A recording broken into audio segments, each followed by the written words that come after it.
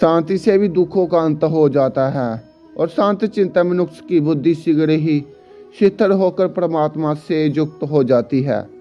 क्यों व्यर्थ की चिंता करते हो? किससे व्यर्थ में डरते हो? कौन तुम्हें मार सकता है? आत्मा ना पैदा होती है और ना ही मरती है, हर काम का फल मिलता है। इस जीवन में ना कुछ खोता है और ना व्यर्थ में होता है। समय का प्रयत्न करते हुए ज्ञानी मनुष्य के मन को भी चंचल इंद्रियां बलपूर्वक हर लेती है।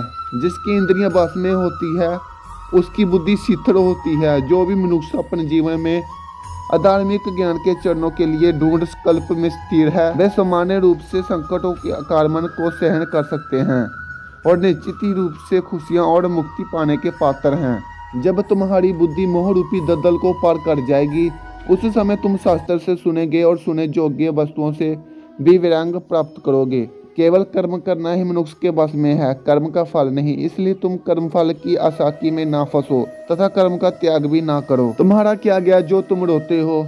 तुम क्या लाए थे जो तुमने खो दिया? तुमने क्या पैदा किया था जो नाश हो गया? ना तुम कुछ लेकर आए थे, जो किया यहीं से किया, जो दिया यहीं पर दिया। जो लिया ईश्वर से लिया, जो दिया इसी को दिया।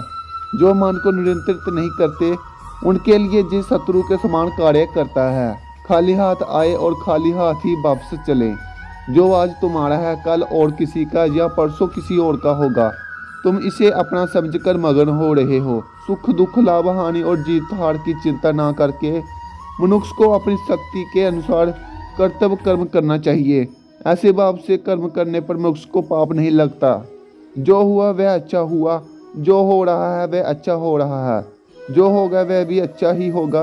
तुम भूत का पश्चाताप ना करो, तुम भविष्य की चिंता मत करो। ये वर्तमान चल रहा है। क्रोध से भ्रम पैदा होता है, भ्रम से बुद्धि वैराग्य होती है। जब बुद्धि वैराग्य होती है तब तर्क नष्ट हो जाता है। जब तर्क नष्ट होता है तब व्यक्ति का पतन हो जाता है। सम्मानित व्यक्ति के लिए अपमान मृत्यु से भी बढ़कर होता है। सभी प्राणी जन्म से पहले ही अपकृत थे और मृत्यु के बाद भी अपकृत हो जाएंगे, लेकिन जन्म और मृत्यु के बीच प्रकट दिखते हैं। फिर इसमें सोचने की क्या बात है? परिवर्तन संसार का नियम है। जिसे तुम मृत्यु समझते हो वही तो जीवन है। एक क्षण में तुम करोड़ों के स्वामी बन जाते हो, दूसरे चरण में तुम दरिद्र हो जाते हो। शास्त्र आत्मा को काट नहीं सकते, अग्नि इसको जला नहीं सकती, जल इसको गिला नहीं सकता और वायु इसको सुखा नहीं सकती। जैसे मनुष्य अपने पुराने वस्त्रों को उतारकर दूसरे नए वस्त्र धारण करता है, वैसे ही आत्मा मृत्यु के बाद अपने पुराने शरीर को त्याग करने से ही प्राप्त करती है। आत्मा ना कभी जन्म लेती है और ना ही मरती है। शरीर का नाश होने पर भी नष्ट नहीं होती। आत्मा अमर है। जो लोग इस आत्मा को मारने वाला या मरने वाला मानते हैं वे दोनों ही नासमझ हैं। ये अग्नि जल वायु पृथ्वी आकाश से मिलकर बना है और इसी में ही मिल जाएगा। परंतु आत्मा शिथिल है। फिर तुम क्या हो? तुम ज्ञानियों की तरह बातें करते हो, लेकिन जिनके लिए शोक नहीं करना चाहिए उनके लिए शोक करते हो। मृत्यु या जीवित ज्ञानी किसी के लिए शोक नहीं करते। कर्म ही पूजा है। व्यक्ति जो चाहे बन सकता है यदि विश्वास के साथ इच्छित वस्तु पर लगातार चिंतन करे।